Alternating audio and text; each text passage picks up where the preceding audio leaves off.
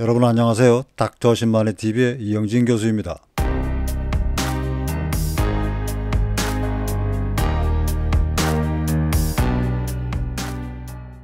와, 샛노란 게 정말 이쁘지요?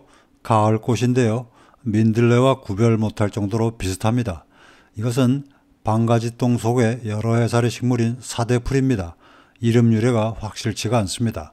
동북아시아, 특히 우리나라에 많이 분포하고 전국에 자라는 데다가 봄, 여름에 입맛을 돋구는 나물 맛도 좋아서 지방마다 사투리로 부르는 이름도 정말 많은 녀석입니다. 사쿠리 나물, 서쿠리, 사대나물, 사대기 같은 이름으로 불려지는 나물입니다. 꽃만 보면 민들레 같지만 전체 모습을 보면 전혀 다릅니다. 높이가 60에서 1m 정도인 줄기는 속이 빈 줄기인데요. 속명의 송쿠스도 라틴어로 속이 비어있다는 뜻입니다. 잎은 되게 긴 타원형이고요. 잎끝이 둔한 모양입니다. 희고 선명한 잎 세로맥이 특징인데요. 붉은 빛이 돌기도 합니다. 잎 가장자리에 둔한 톱니가 있는데 톱니 형태는 다양해서 잔톱니이거나 불규칙한 치아상 톱니이기도 합니다. 또 잎이 기꼴로 갈라지기도 합니다. 어긋나게 하는 잎과 잎 사이의 거리는 짧고 잎이 줄기를 감싸듯 달립니다. 자르면 흰 유액이 나옵니다. 줄기 위쪽을 볼까요? 야, 아름답죠? 위에서 가지를 치면서 가지 끝마다 늦여름에서 가을에 민들레 같은 샛노란 꽃이 피는데요. 화단에 길러도 아주 이쁩니다. 요즘은 날이 따뜻해져서 이렇게 11월에도 피어 있습니다. 사대풀은 방가지똥 속 식물인데요. 이것이 방가지똥 꽃입니다. 정말 비슷하지요? 하지만 줄기와 잎을 보면 사대풀과 다릅니다. 엉겅퀴를 닮은 잎이고 가시도 있는데요. 영문명도 커먼 소울 트위슬입니다.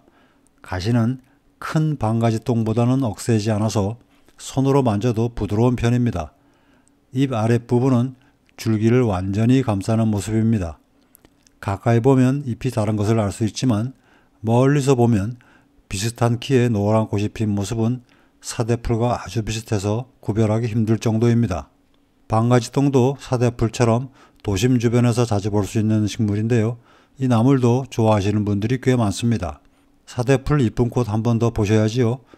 가장 쉽게 찾을 수 있는 곳은 전국 바닷가에 가까운 야산 양지나 들의 양지 바른 곳이어서 영문명도 바닷가의 소울티슬입니다.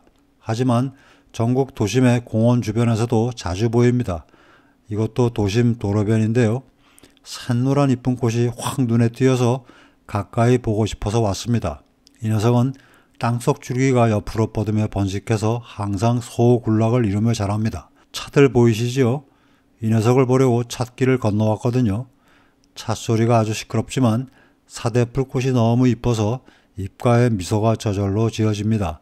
사대풀은요, 봄부터 여름까지 나물로 하고 아삭하고 쌉싸름한 맛이 겉절이나 데쳐서 나물로 무치면 입맛이 돌게 하는 아주 맛있는 나물입니다. 약간 떫은 맛도 나는데 데치면 약해집니다. 약용식물이며 항염, 항산화, 피부 미용 관련한 특허도 꽤 많은 식물이지만 임상 연구는 없는 식물이니 치료 목적보다는 약성이 좋은 약용나물로 활용하시면 좋습니다. 폴리페놀의 함량도 아주 높은 식물입니다. 이것이 사대풀 씨 익는 모습입니다. 민들레와 씨 모습은 다르지요? 아주 부드러운 솜이 뭉쳐진 듯한 모습입니다. 혹시 주변에서 사대풀을 보셨다면 11월에 씨를 받으셨다가 화단이나 텃밭에 꼭 키워보시기 바랍니다. 다만 사대풀은 땅속 줄기가 쭉쭉 뻗으면서 번식을 잘 하므로 화단 가운데 말고 가장자리 쪽 양지에서 키우셔야 합니다. 땅속 줄기가 뻗으면서 옆에 또 새 눈이 난 것이 보이시지요?